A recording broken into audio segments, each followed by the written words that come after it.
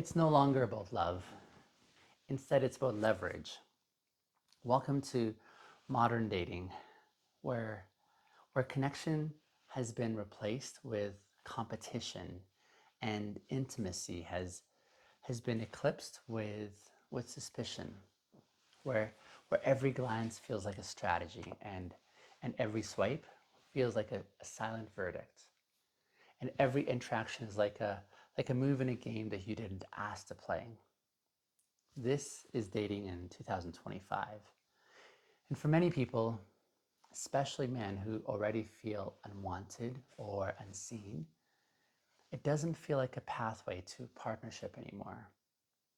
It feels instead like a war zone, one where the rules are always changing and where vulnerability feels more like a liability, and where contempt simmers just beneath the surface of every hey or what you doing. But this isn't just a man's experience. It's not just about incels or frustrated singles. This war has casualties on all sides.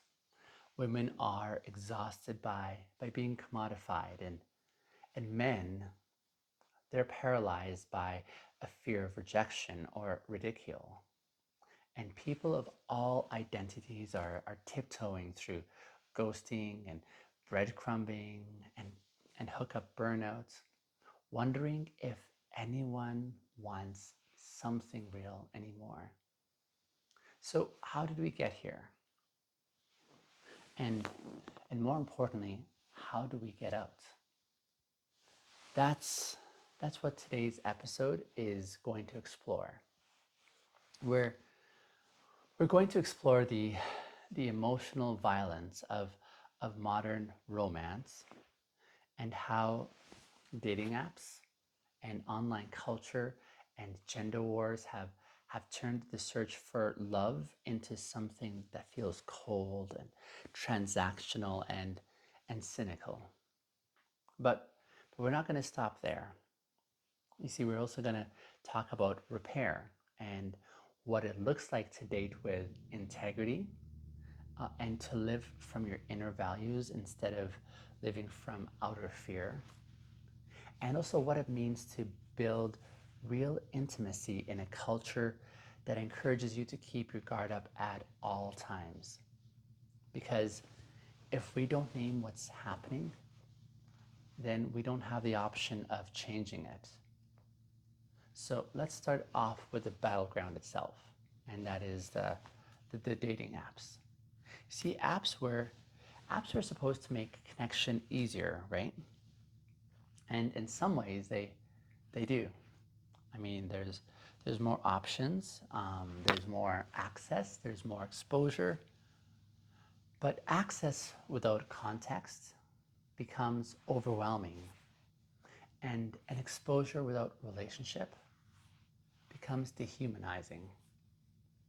And what the dating apps have, in essence, done, often without meaning to, is they've reduced people into profiles, and they've made the profiles more like patterns that you can follow. So you're not going to meet someone, instead you're going to swipe through data points based on age and height and one's job and the distance they are to you and the vibe. And that constant stream of judgment begins to change how we relate to each other. It trains us to think, is this person good enough for me? Or can I do better? Or are they out of my league?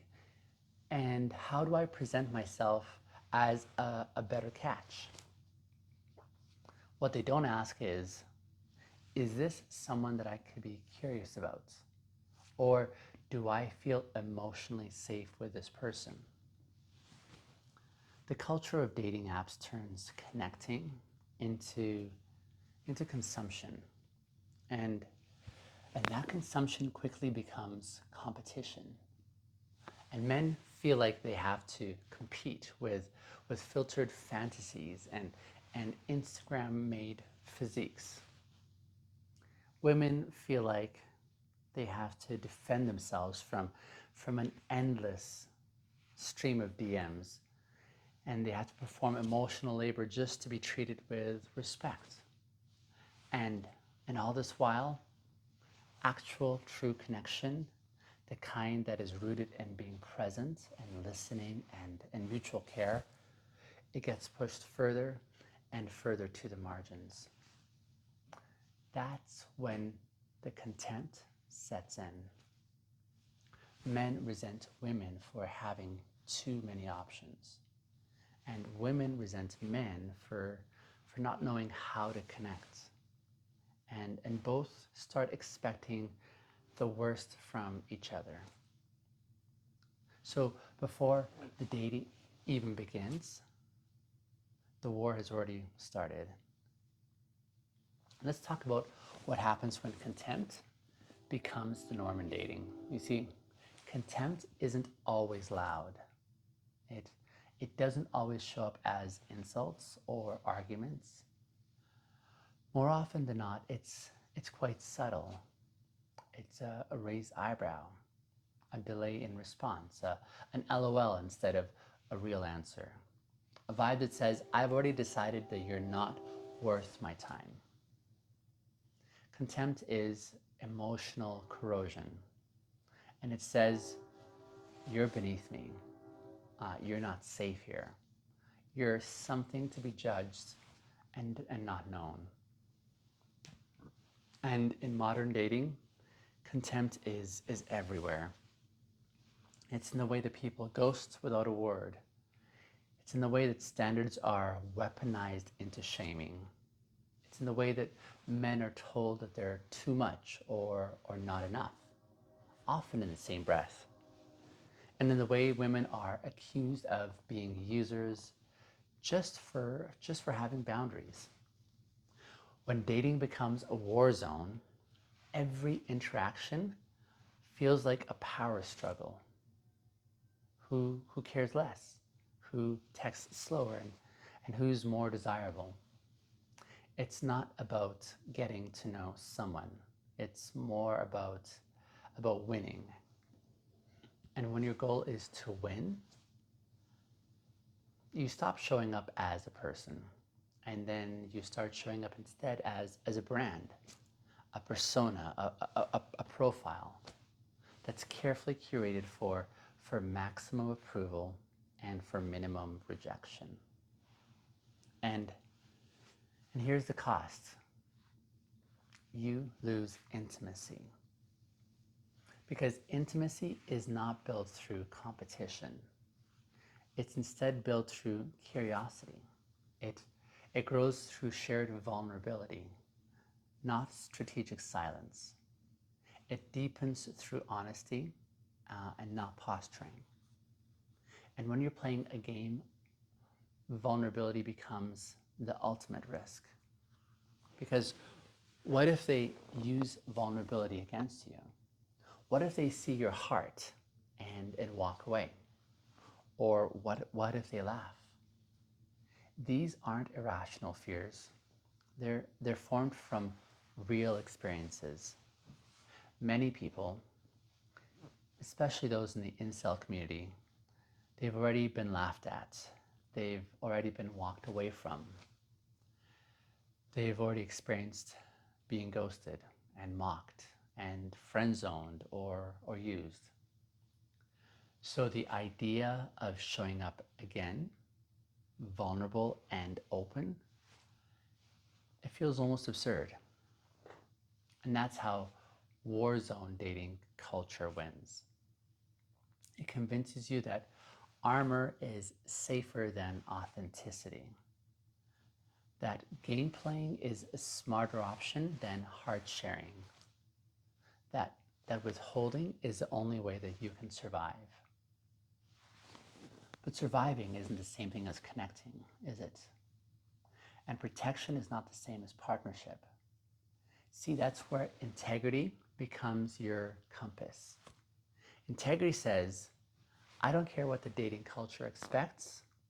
I'm going to show up aligned with my values. So if you value honesty, you're going to speak plainly. If you value care, you're going to respond with compassion, even if you're not interested. If you value being present, you won't hide behind strategies. Now, that doesn't mean you won't get hurt. It means you'll get hurt, but on your own terms. Not because you betrayed yourself trying to play a game, a cruel game. And that's where the real power lives. Because when your integrity is intact, rejection does not define you anymore. Disappointment doesn't destroy you, because you know who you are and you act like you know who you are. That's the first brick in rebuilding a relational world that doesn't feel like a battlefield. And once you start showing up that way, something radical happens. You create intimacy. Even in the middle of chaos, even in a culture of ghosting and of games, even when others are still playing at this war. Because integrity and intimacy, they break the cycle. So let me talk a little bit about what this looks like in real life. When you try to date with integrity and intimacy in a culture that doesn't really reward either option. See, you might get ghosted more often. You might be misunderstood. You might come across as too much or too soft or too available. And that can sting, because when you put down your armor and you try to connect with honesty and it still doesn't work, it can make you want to go back into hiding, back to the silence, back to the strategies, back to the game that have served you up to this point. And here's the most important truth that people won't necessarily tell you. And that is that your wholeness will cost you something, but your performance, that will cost you everything. Because when you betray your own integrity just to be liked, you never will feel truly loved. You will feel tolerated or approved of or useful, but you won't feel seen. And that ache, that pain of being unseen, even when you're technically in the game, I think it's one of the most deepest pains a person can carry. And that's why hookup culture or swipe fatigue and situationships are leaving so many people numb. It's not because they're inherently bad, but it's because they often replace intimacy with intensity. I mean, you get this high when you have attention. You experience a rush of chemistry, and the novelty of new things is a legitimate thing. But not the safety, and not the mutual seeing, not the slow, sacred process of being known over time. And without that safety, your nervous system, it stays on high alert. You're always assessing, are they going to ghost me? Are they like talking to 10 other people simultaneously? Or am I just a placeholder until something better comes along? And when that's your baseline, dating isn't romantic anymore. No, it turns into survival. And so it's no wonder that people are giving up and checking out and blackpilling and numbing through performance or porn or pretending that they don't care. But here's what I need you to hear. You are not wrong for wanting connection. You are not weak for craving consistency. You're not behind for wanting something real today. You're just trying to be human in a system that's trying to turn you into a product. And that's what modern romance often forgets. It forgets that we aren't profiles, we aren't brands, we are beings, beings who are wired for intimacy and for truth and for connection. Not because we earned it, but more so because it's in our DNA. And that's why this isn't just a dating problem. I think it's more of a cultural crisis. And we've taken one of the most beautiful, sacred things that two people can share,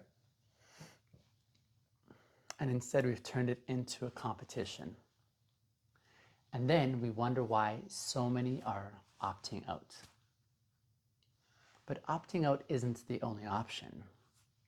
You see, you can also opt in. You can opt into a different way of thinking and doing things, one that's rooted in courage, in slowness, and in honoring your values. That's what integrity and intimacy are inviting us into. Not to win this game, but instead to leave it entirely. So what does it look like to actually leave this game entirely? To stop treating dating like a war and you're trying to win. I think it starts with refusing to reduce people, even if you've been reduced yourself, even if you've been ghosted, judged, or mocked, or ignored. You can still choose to see others as people and not as opportunities, not as threats and not as conquests, not as risks, but see them as people. You can choose curiosity over critique. You can ask questions instead of keeping score. You can show up not to impress someone, but instead to genuinely connect with them. That is dating with integrity. And yeah, it's vulnerable and you might get hurt.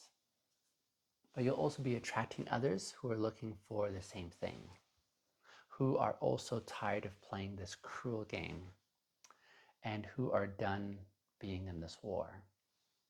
And when two people meet in that space, without pretense, without posturing, and without power plays, something beautiful begins to happen.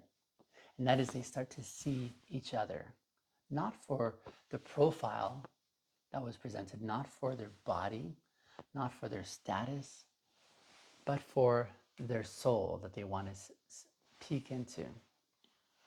That is beautiful intimacy. And that's what so many people are really hungry for.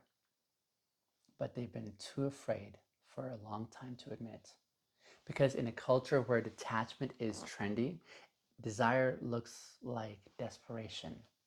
And wanting love is treated like a weakness. And that has to change.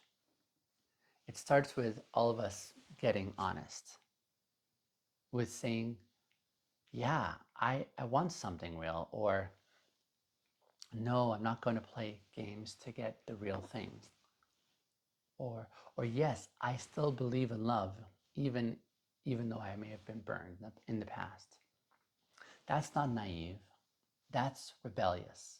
That's a radical view in a world that tells you to settle for performance and affection and filtered versions of intimacy.